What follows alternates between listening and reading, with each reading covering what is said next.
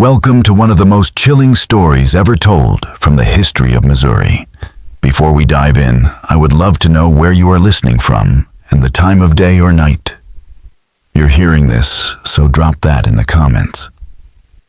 Our story begins in 1867. Just 2 years after the Civil War, a time when the country was broken. Families were trying to rebuild, and the scars of war lingered everywhere. In the remote hills of the Missouri Ozarks, life was hard. The roads were little more than rough dirt trails, and safe shelter for weary travelers was a blessing you never took for granted. About 17 miles northeast of Springfield in Webster County stood a small, unassuming cabin known locally as the Stillwell Place. It wasn't marked on any map, but people who traveled the road remembered it. The cabin, tucked back about 50 yards from the trail and shaded by oak trees, carried a hand-painted sign that read, "Water and Rest for Weary Travelers." It was run by the Stillwell brothers, Elias, age 37, and Jeremiah, 34. They had arrived around 1863 during the chaos of war. Folks in town described them as quiet, keeping to themselves, but offering water, a hot meal, or sometimes even a bed to those who stopped. No one asked much about where they came from, and the brothers didn't volunteer much either. On December 12, 1867, during a heavy snowstorm, a postal carrier named Thomas Weston, who had served as a scout during the war and now worked one of the hardest mail routes in Missouri, stopped at the cabin for shelter, as he had done before. What he found inside turned this quiet place into the center of one of the darkest mysteries the Ozarks had ever known. According to his later testimony, the cabin appeared strangely lifeless. No smoke rose from the chimney, no light glowed from the windows. There were no fresh tracks in the snow, which was unusual since the Stillwells rarely left their home in winter. When Weston called out, no one answered. The door was unlocked, and inside he found a half-eaten meal frozen solid on the table, the fireplace dead cold, and silence so deep he later described it as a ringing in his ears. The brothers' coats still hung by the door. Their rifles remained above the fireplace, and it looked as though they had simply vanished in the middle of eating. That discovery launched an investigation unlike anything the county had seen. One that drew from newspapers, testimonies, and sheriff's records, some of which were lost for decades, until uncovered in 1952. What followed was a mystery that would hang over Webster County for generations, a story of hospitality that may have hidden something far darker than weary travelers ever imagined. Weston, shaken by what he had found, pushed on through the storm and made it to Marshfield to alert Sheriff James Harrington. At first, the explanation seemed simple enough. Perhaps the brothers had gone hunting and been trapped by the snow. Or maybe they had slipped off to visit kin nearby. But the untouched meal on the table unsettled the sheriff, and by the next morning he had pulled together a search party. What they discovered marked the start of a mystery that would only grow darker with time. The Stillwell brothers had turned up in Webster County during the summer of 1863, right in the heart of the Civil War, when Missouri was a divided and violent frontier. Records later uncovered in 1952 show that they bought their land from a widow named Margaret Holloway, whose husband had died at Wilson's Creek. They paid her in gold, an unusual detail that stuck out even then. The brothers claimed they came from Kentucky, though they shared little else about their past. People who dealt with them remembered two men who kept to themselves, proper in business, but peculiar. A storekeeper's journal noted that Jeremiah seemed nervous, always watching the door, while Elias did the talking. They bought large amounts of coffee salt and preserving agents, explaining they smoked their meat for winter. Strangely, they never seemed to buy much livestock. Travelers often stopped at their place for water, drawn from a deep, reliable well. Over time, the brothers added a small lean-to shelter and even offered meals. A cattle driver later recalled eating stew. There said it was hearty and good, supposedly hunted meat, though he never saw them farm much. Looking back, he He could not remember seeing other guests at the cabin, though the brothers claimed they had many. In those days, their generosity seemed like the simple hospitality of men living on a lonely road. Yet after they disappeared, that image would unravel. On December 13th, the sheriff and 6 men, including Weston, returned to the property. 8 inches of fresh snow blanketed the land. Inside the cabin, nothing suggested a fight. Coats, rifles, and belongings were untouched. Then under a floorboard beneath Elias's bed, they found a ledger. It held 37 entries spanning from 1863 to 1867, each with a name, a date, and cryptic notes about items of value. Some pages were missing, and several names were marked with an X. The party moved on to the outbuildings, a barn with 1 mule, and signs of missing horses, a smokehouse with meat that looked ordinary enough, and a cellar dug into the hillside. That cellar became the heart of the mystery. The rear wall had been freshly dug out, leading to a narrow tunnel that opened into a chamber about 8 feet by 10. On the shelves and floor were watches, rings, papers, clothing, and most disturbing of all, 32 pairs of boots and shoes. Some were worn down, others nearly new, none belonging to the Stillwells. These items spoke of travelers who had vanished without explanation. But there were no bodies, no blood, no proof of murder. Only this hidden collection of belongings that raised terrible questions. Why had the brothers concealed these things? Where were the people who had owned them, with snow hindering further search? The sheriff sealed the property and posted guards determined to dig deeper. Word spread fast, and soon all of Webster County knew the Stillwell place was not what it had seemed. The disappearance of the Stillwell brothers and the discovery of the hidden chamber set off a wave of fear across the Ozarks. On December 17, 1867, the Springfield Weekly Patriot carried the headline, "Strange Disappearance in Webster County, Foul Play Suspected." From that moment on, whispers about the brothers spread through every town and farmstead. People began recalling odd details that once seemed harmless, but now felt ominous. Through the long winter, the Stillwell cabin sat locked and deserted under Sheriff Harrington's orders. Few dared to approach it. The investigation pressed on, despite the snow. Harrington dug deeper into the ledger found beneath Elias's bed, and the strange book proved to be more than idle scribblings. Each entry followed the same pattern, a name, a date, and a list of valuables, watches, coins, fine coats, sometimes even a note about where the traveler had been heading. Entries marked with an X seemed to highlight better quality goods. The final one, dated November 29th, 1867, recorded J. Hammond Springfield Merchant Gold Timepiece, $37 in notes. Quality goods X. Hammond had in fact gone missing on a trip just days earlier. He was not the only one. William Cooper listed that July had vanished while traveling to visit family. One after another, names from the ledger matched the missing persons reported along the county's roads. By early 1868, Sheriff Harrington had built a list of 23 travelers who had disappeared since the Stillwells arrived. One name in particular stood out: Reverend Michael Donovan, a circuit preacher who had vanished in April 1866. His ledger entry read, "Man of cloth, silver cross, few coins. Books of no value, X. Congregants had searched far and wide at the time, but nothing had turned up." That changed on February 23, 1868, when deputies discovered a shallow grave half a mile from the cabin. Inside were the remains of a man dressed in tattered clerical clothing. The silver cross noted in the ledger was missing. At last there was physical proof linking the Stillwells to at least one disappearance. Yet the condition of the body told a story darker than anyone expected. Dr. William Hayes, the county physician, noted in his report that the flesh had been carefully stripped from most of the bones, long bones cracked at the ends, in a way that suggested marrow had been taken. It was not the work of random violence, but of deliberate and skilled hands, hinting at something far more disturbing than theft and murder.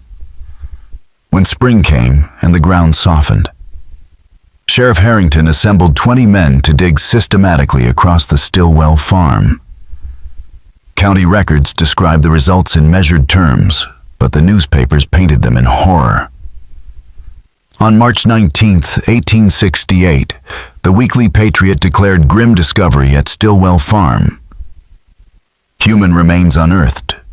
The excavations uncovered bones in 3 locations: a pit behind the barn, a scattering in the woods northwest of the cabin, and most horrifying of all, remains sealed inside the smokehouse walls. Dr. Hayes estimated that the bones came from at least 7 individuals, maybe more. Some bore the marks of knives and saws, as if butchered like livestock. It was the evidence no one wanted to believe, but could no longer deny. The Stillwell farm had been a place of death. Among the meats hanging in the smokehouse that had first been assumed to be venison or pork, Dr. Hayes identified cuts that could not be mistaken. His report noted certain preserved meats appear to be of human derivation, prepared in a manner suggesting knowledge of anatomy and preservation. The truth was horrifying. The Stillwell brothers had not only been robbing travelers of their valuables, they had been killing them and processing their remains as food, some of which was almost certainly served to other unsuspecting guests who passed through their cabin. And yet, despite this gruesome discovery, the brothers themselves were nowhere to be found. No trace of Elias or Jeremiah turned up in the searches. The half-eaten meal left on the table remained a troubling riddle. In April 1868, a new piece of evidence emerged. A trapper named Theodore Palmer came forward claiming that on December 11th, just one day before Weston entered the cabin, he had seen Jeremiah Stillwell near Beaver Creek, 5 miles north of the property. According to Palmer's affidavit, Jeremiah was on horseback leading another horse carrying a bundle. He seemed hurried, offered no conversation, and simply nodded before riding on. Palmer thought little of it at the time, but after hearing of the brothers' disappearance, he realized its significance. This suggested that Jeremiah may have left the cabin deliberately with supplies. But if so, why had the meal been abandoned? Had he fled while Elias stayed behind? Had Elias become Jeremiah's victim? Or was there another explanation hidden beneath these contradictions? Sheriff Harrington extended his search beyond Webster County, sending descriptions of the brothers to neighboring jurisdictions, but no confirmed sightings ever came back. Meanwhile, efforts to trace the brothers' claimed Kentucky roots failed completely.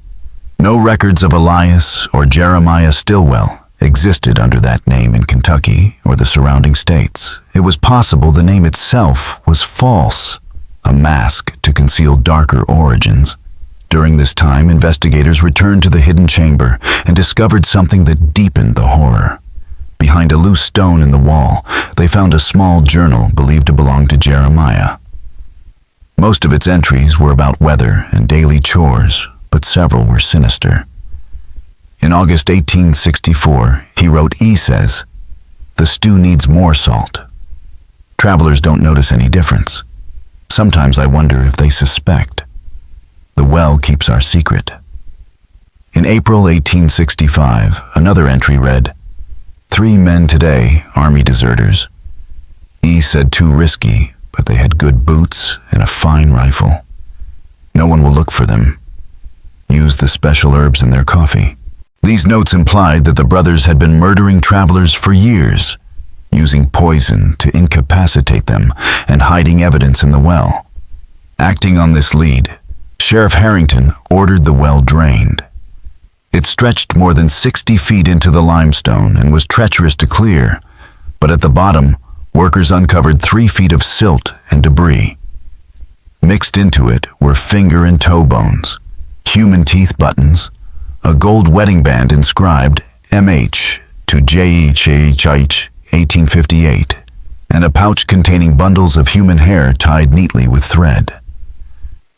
Dr. Hayes examined the remains and concluded that the well had been used to dispose of victims whose bodies were not butchered for other purposes. The well had been their final grave. Dr. Hayes noted that the items drawn from the well had been preserved for different lengths of time, some lying there, perhaps as long as 3 years. This grim discovery added weight to the case against the Stillwell brothers, but still left the central question unanswered.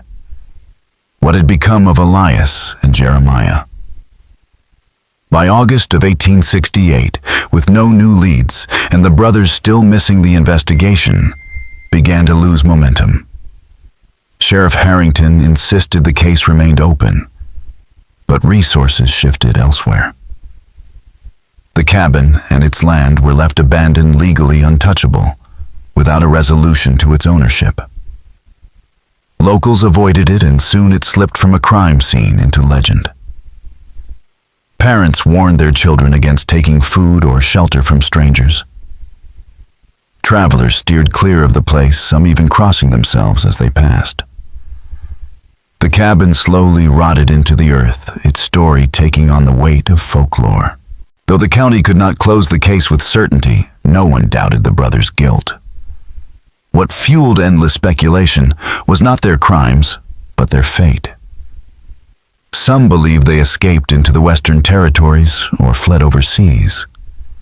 Others suggested they had been outwitted and killed by one of their intended victims. And still, others whispered that the brothers had turned on each other, their partnership collapsing in betrayal. The abandoned meal and the untouched belongings seemed to hint at something sudden, something unexpected that ended it all. For nearly a century, the Stillwell case lived on as a dark tale of the Ozarks, unresolved and half forgotten. That changed in 1952 when Clarence Thornton, a history professor at Missouri State University, began researching frontier crimes. While combing county archives, he stumbled upon records long thought destroyed in an 1892 courthouse fire. During a renovation that year, workers uncovered a sealed compartment in the basement filled with documents, among them detailed inventories from the Stillwell investigation and early photographs from the scene, some of the first crime scene images ever taken in Missouri. The black and white photographs showed the cabin interior, the tunnel behind the cellar, and the collection of belongings. One especially chilling image captured the smokehouse as it had appeared before the truth of its contents was known, the clinical detachment of the photo only adding to its horror. Thornton also uncovered correspondence that suggested the Stillwell brothers had not been Stillwells at all. A letter dated June 3, 1868, from the sheriff of Daviess County, Kentucky, told of two men named Ezekiel and Joshua Hartley brothers, who vanished in 1861 after being accused of grave robbing and poisoning customers at their roadside tavern. Their descriptions matched the Stillwells exactly. Ezekiel would have been 37, Joshua 34. One had worked briefly as a doctor's assistant before being dismissed under suspicious circumstances. Both were said to have a fascination with anatomy and preservation. Thornton's research into Kentucky newspapers revealed even more. From 1858 to 1861, the Hartley brothers ran a tavern called Hartley's Rest along a lonely road between Owensboro and Hartford. Known for its stews and meat pies, the place drew steady trade despite its out-of-the-way location. But in early 1861, troubling reports surfaced. Graves in a nearby cemetery showed signs of tampering, and travelers who stopped at the tavern began disappearing. Local authorities had just started an investigation when the brothers vanished, leaving only rumors and suspicions behind. Before Kentucky authorities could question the Hartley brothers, Ezekiel and Joshua vanished, abandoning their tavern overnight. The similarities to the Stillwell case were undeniable. Two brothers running a roadside stop, travelers disappearing, and a sudden escape once suspicion grew. Their ages and descriptions matched as well, strongly supporting the theory that the Hartleys had resurfaced in Missouri as the Stillwells, continuing the same grim practices under new names. Clarence Thornton published his research in 1953 in the Journal of Ozarks Studies under the title, "Serving More Than Water: The Stillwell Brothers' Reign of Terror." It was the most complete account of the case ever written, combining the original investigation with the evidence he uncovered nearly a century later. Thornton's work reignited interest in the mystery, and with it came new stories. One of the most striking arrived in a letter from Sarah Wilkes, whose grandfather James had been part of Sheriff Harrington's 1868 search party. According to family lore, the searchers found more than was ever reported. On his deathbed, James confessed that beneath the cabin, they had uncovered a hidden room containing what he described as instruments of torture and a chair fitted with restraints. Harrington, he claimed, ordered the discovery omitted from official reports to spare the families of the missing. While impossible to confirm, this account echoed suspicious gaps in the surviving records. Several inventory pages were missing, their numbering skipping from 7 to 11. Thornton also drew attention to odd details at the crime scene. The table held 2 plates, but the evidence suggested a third diner.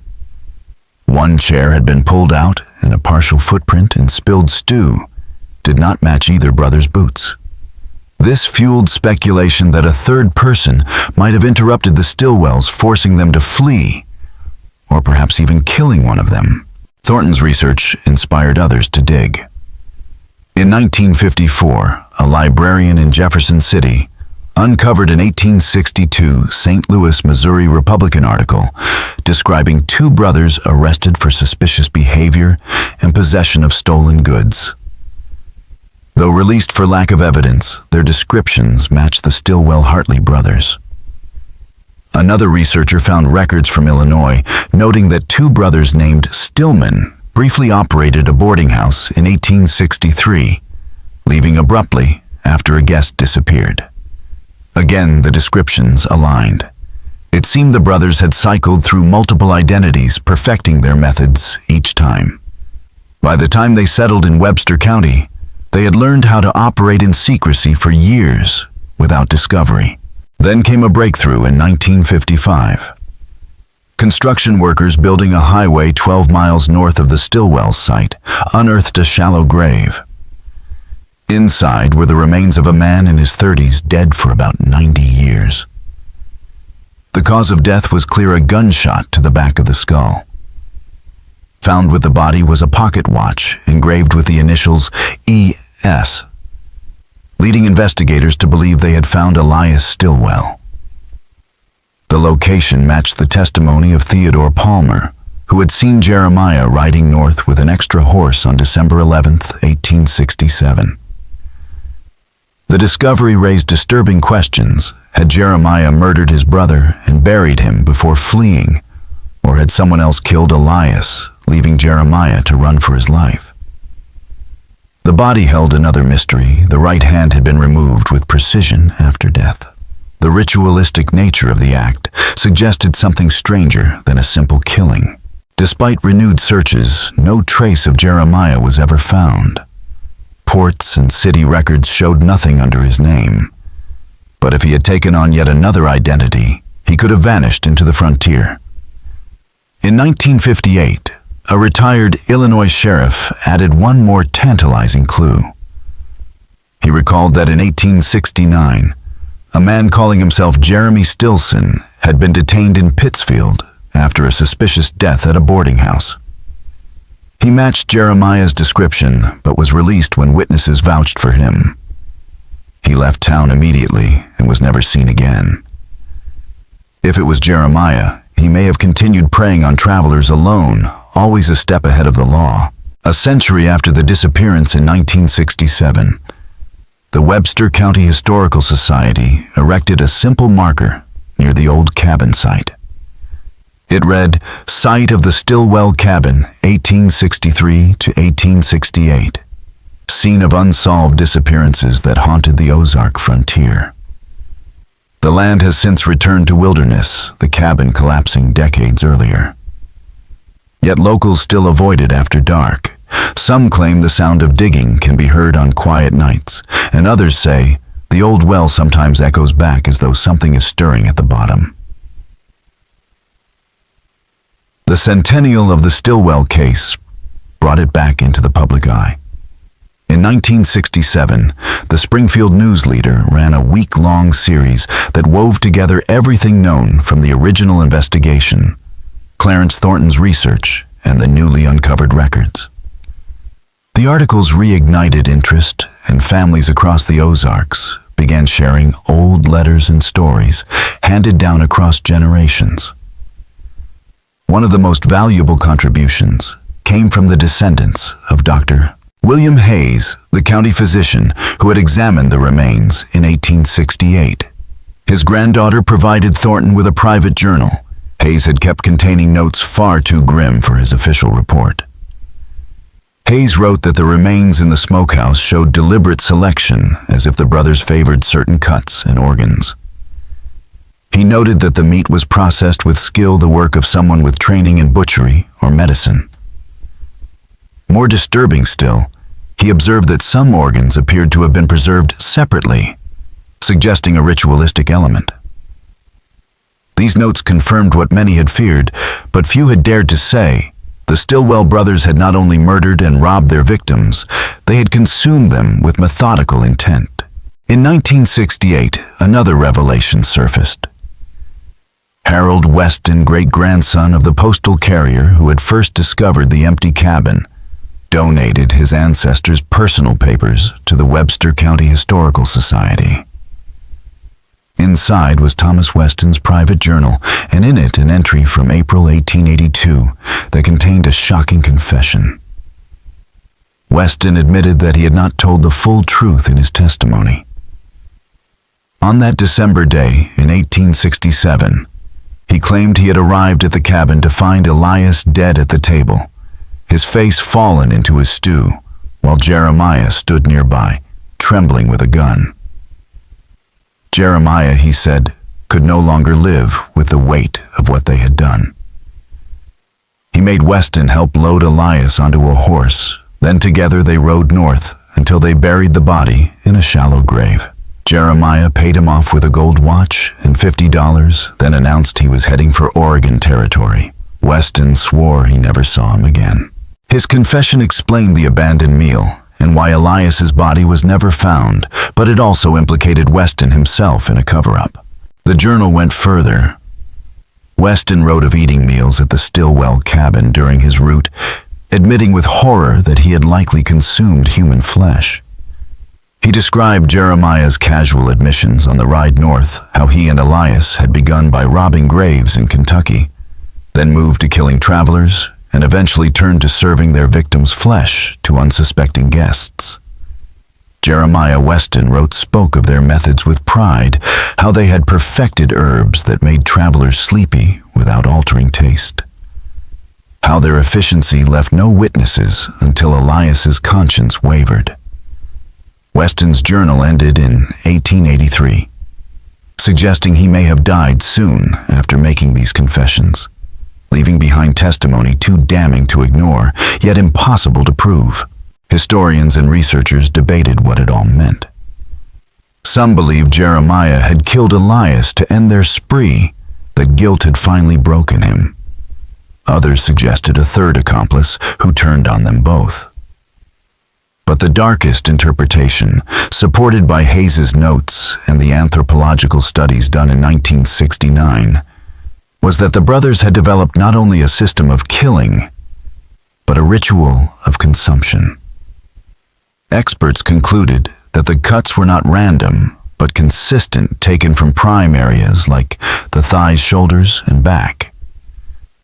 Bones were split for marrow spices, and preserving agents were purchased in bulk to disguise the flavor, and the selection of organs suggested preferences that went beyond survival.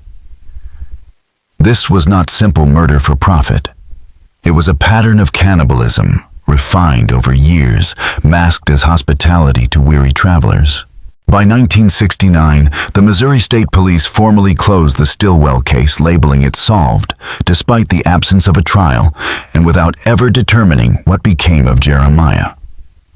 The official conclusion was grim enough. The brothers had killed at least 21 travelers between 1863 and 1867, robbing them and disposing of their remains through butchery and consumption. Yet even in closing the file, the most haunting questions lingered. Through the 1970s, the story resurfaced whenever new cases of cannibalism or serial murder came to light. Criminologists began using the Stillwell brothers as a study in how frontier isolation and transient victims created the perfect cover for predators who might otherwise have been caught quickly in more settled areas. In 1972, a historian named Eleanor Phillips uncovered Oregon records that seemed to extend the Stillwell Trail. A man calling himself Jerome Stillman purchased land near Portland in 1869, opening a small way station. The description fit Jeremiah. The timing matched Thomas Weston's confession, and during the 3 years he operated there, at least 2 travelers were reported missing. When suspicion stirred, Stillman sold his property in 1872 and disappeared once again. The pattern echoed what had happened in Kentucky, Illinois, and Missouri. Settle prey, vanish. The trail went cold until 1975, when workers renovating a historic building in Sacramento discovered a cache of documents hidden in a wall. Among them was a journal written between 1873 and 1878 by a man who signed only as J.S. The writer described his life as a cook in a Sierra Nevada mining camp, but his words carried disturbing echoes of the Stillwell case. He detailed special techniques for preparing stews and remarked that the miners never questioned why his food tasted so rich. He casually noted disappearances, writing that in such camps, no one asked too many questions. The most chilling entry came in 1877. Sometimes I miss E in our cabin in the hills. He was weak at the end, but for years we perfected our craft together. The guests never suspected what nourishment they received at our table. Here I must be more cautious, but the opportunities remain plentiful. The journal ended abruptly in October 1878, leaving only silence in its place. Whether this journal truly belonged to Jeremiah Stillwell will never be proven, but many believe it was his final voice. If so, it means he carried the darkness westward, adapting to new names and new places, until history lost track of him for good. Today, the site of the Stillwell cabin is little more than forest. The well was filled in during the 1970s. After several animals were found dead nearby, the water tainted by whatever seeped from the old ground. The road that once led travelers to the brothers' door has all but disappeared, only a faint depression through the trees. Nature has reclaimed the land, but the stories remain. In 1980, an archaeological survey by the Webster County Historical Society confirmed what locals already knew. Beneath the soil still lay fragments of the past, mute testimony to horrors once hidden behind the mask of frontier hospitality. The Stillwell case endures as one of the darkest legends of the Ozarks, a reminder of how quickly trust could turn fatal in the wilderness of post-Civil War America. Strangers offered shelter, food, and water. Travelers accepted with gratitude. And sometimes, they never came home again. The foundation of the Stillwell cabin still lingered beneath the soil, along with the collapsed ruins of the root cellar and smokehouse. When archaeologists examined the site in 1980, they found few new artifacts, but the earth itself spoke volumes. Soil samples taken near the old well revealed unusually high concentrations of pulverized human bone. Evidence that the brothers had been discarding remains there for years. Behind the smokehouse, they uncovered a pit filled with ash and charred fragments, confirming that some victims had been burned while others were buried, butchered, or consumed. The variety of methods suggested a deliberate, methodical effort to erase their crimes, ensuring that many of their victims would remain forever unidentified. One of the most chilling discoveries came from beneath the cabin's hearth. Buried there was a small tin box containing a daguerreotype photograph. The image showed two young men standing beside an older couple, presumably their parents. On the back was scrawled Ezekiel and Joshua Hartley, with mother and father 1848. At last, the brothers' true identities were confirmed. Elias and Jeremiah Stilwell were in fact Ezekiel and Joshua Hartley of Kentucky. The photograph faded with time revealed nothing unusual. Ezekiel with a stern expression, Joshua with a faint smile. They looked ordinary, even respectable. Nothing in their faces suggested the depravity that would one day make them legends of horror in the Ozarks. An eerie postscript to the case surfaced from Civil War records discovered in 1961. A Union patrol passing through Webster County in October 1863 had briefly stopped at a cabin matching the Stilwell property. The patrol leader reported sharing a meal with two Kentucky men newly settled in the area. Shortly afterward, 3 soldiers fell ill, though all eventually recovered. He noted the men's unusual hospitality in such a tense region and described their cabin as oddly well furnished for newcomers. The stew they were served contained meat of indeterminate origin, and the brothers appeared disappointed when the patrol chose not to stay the night. In hindsight, this account may have captured an early and clumsy attempt by the Hartley brothers to claim victims in Missouri before perfecting the poisons and methods they later used so effectively.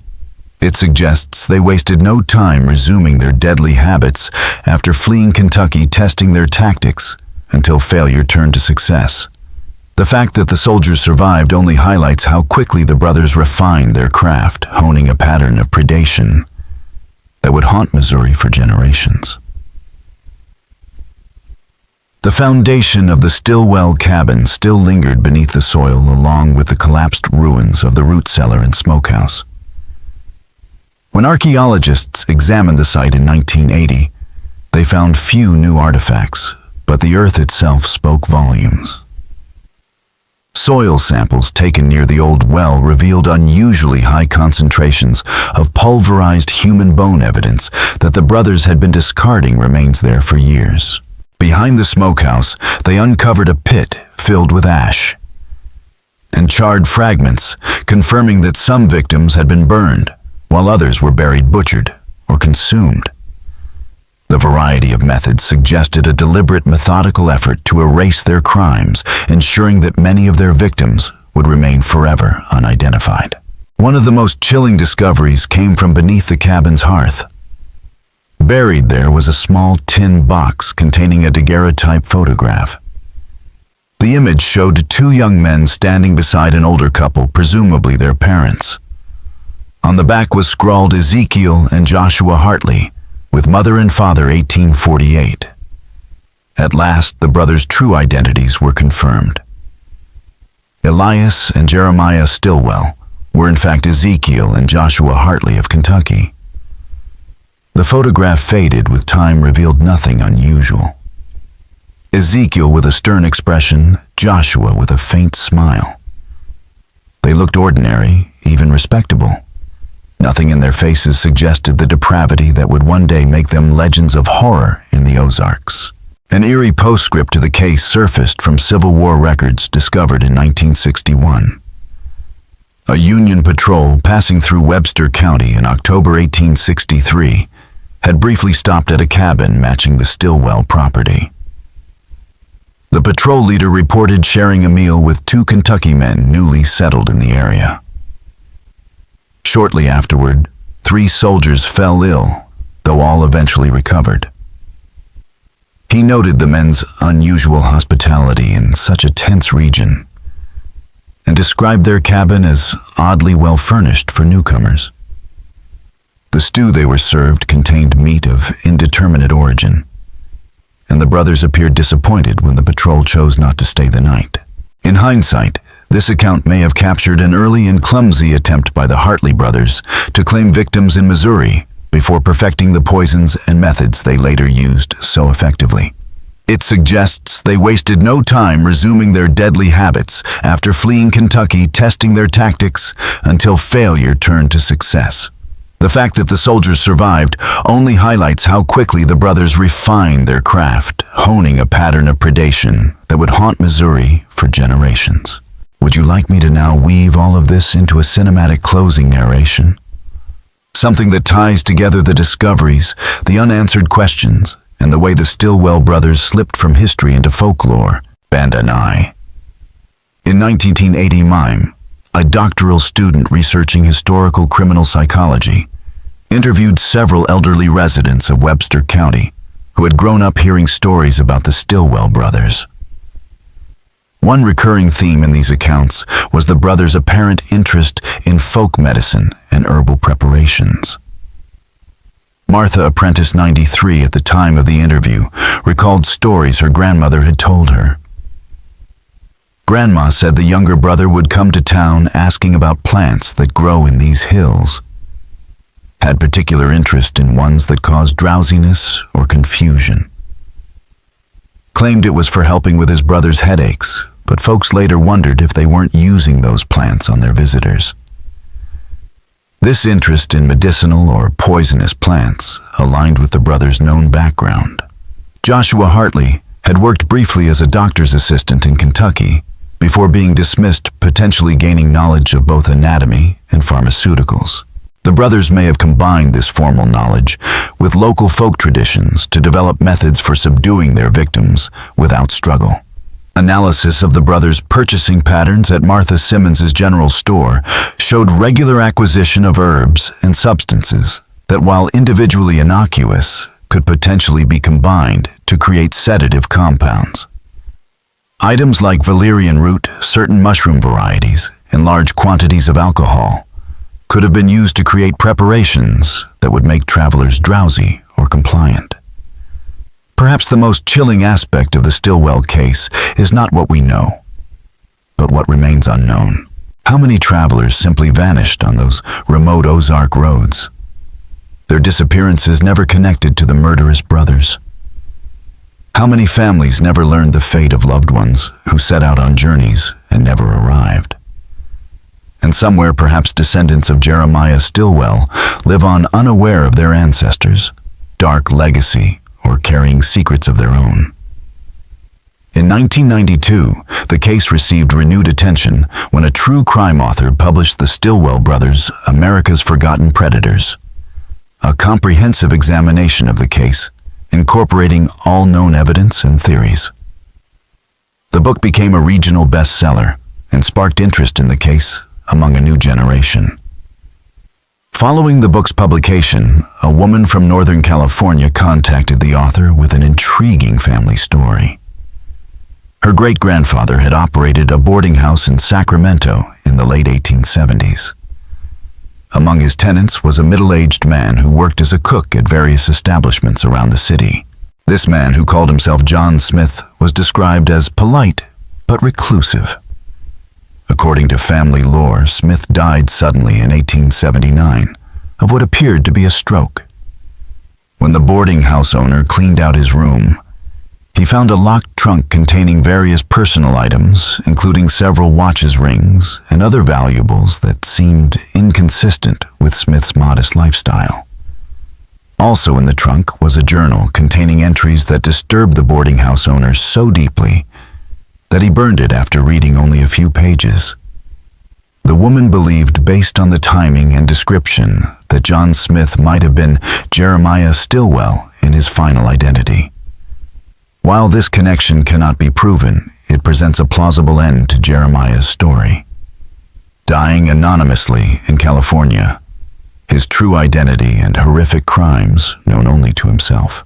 If this account is accurate, it suggests that Jeremiah Stillwell eluded justice throughout his life, taking the full truth of his crimes to his grave. The known victims represent only those who could be connected to the brothers through the evidence found at their Missouri cabin. likely a fraction of their total victims across multiple states and identities. ChatGPT deny. Here's your passage rewritten into a clean, suspense-driven narrative, keeping all the details while sharpening the flow and building toward a haunting close. In 1985, a doctoral student studying the psychology of historical criminals interviewed several elderly residents of Webster County who had grown up with stories of the Stillwell brothers. A recurring theme in their recollections was the brothers' unusual interest in folk medicine and herbs.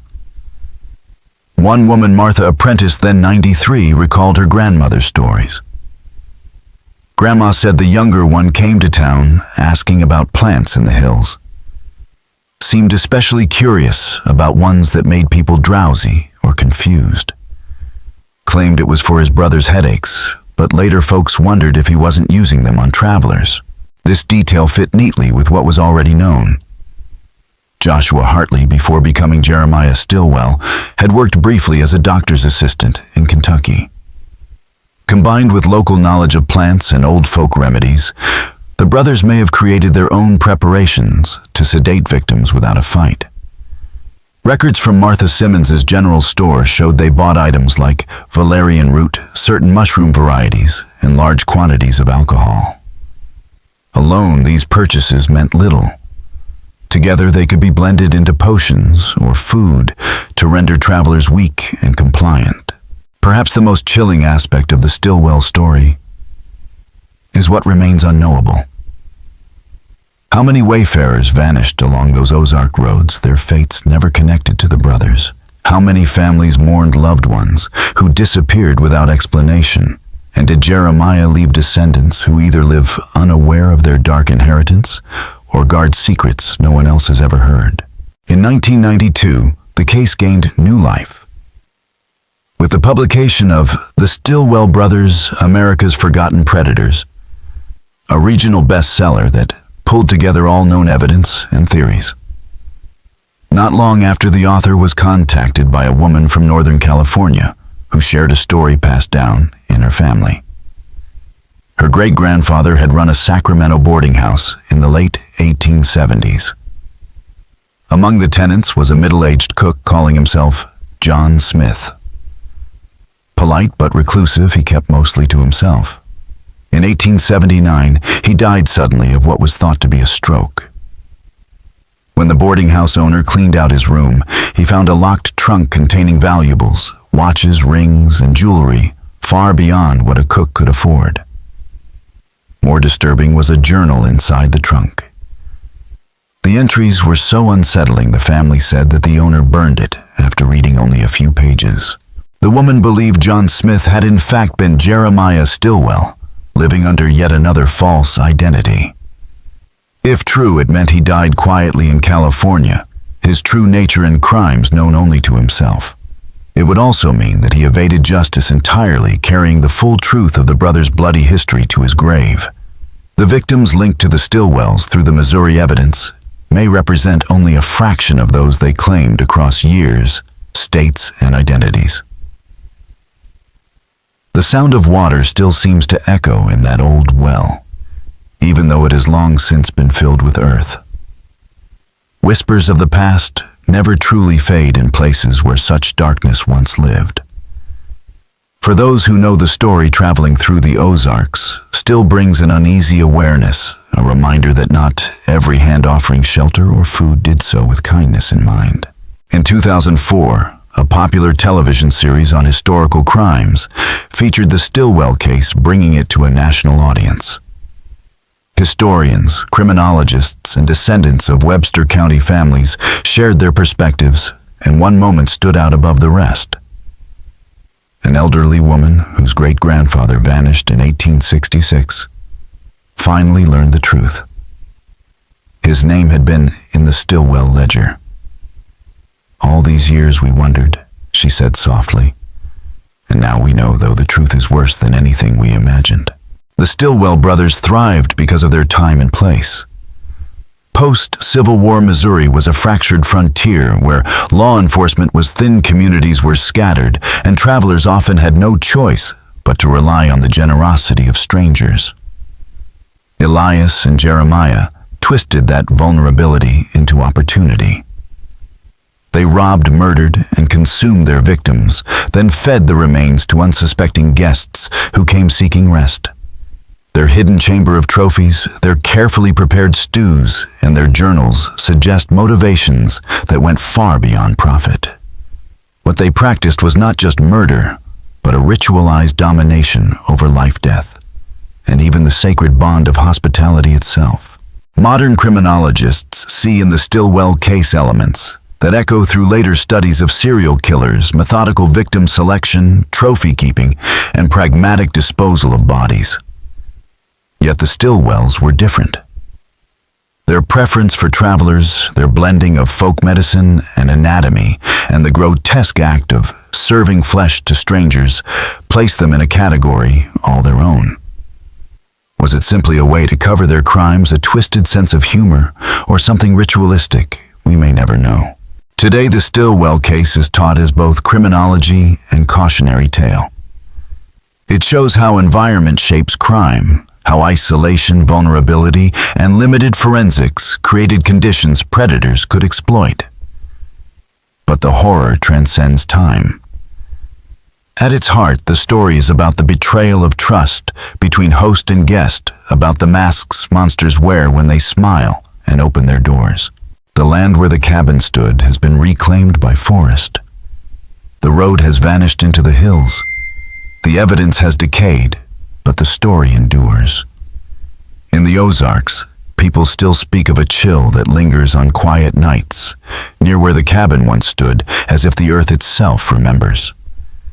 The Stilwell brothers' legacy was written not in stone or record books, but in blood, bone, and silence. And so the lesson remains as sharp now as it was in 1867. Not all who welcome you in from the cold mean to keep you safe. Sometimes the most dangerous predators are the ones who smile, set a meal before you and say, "Rest easy here, traveler."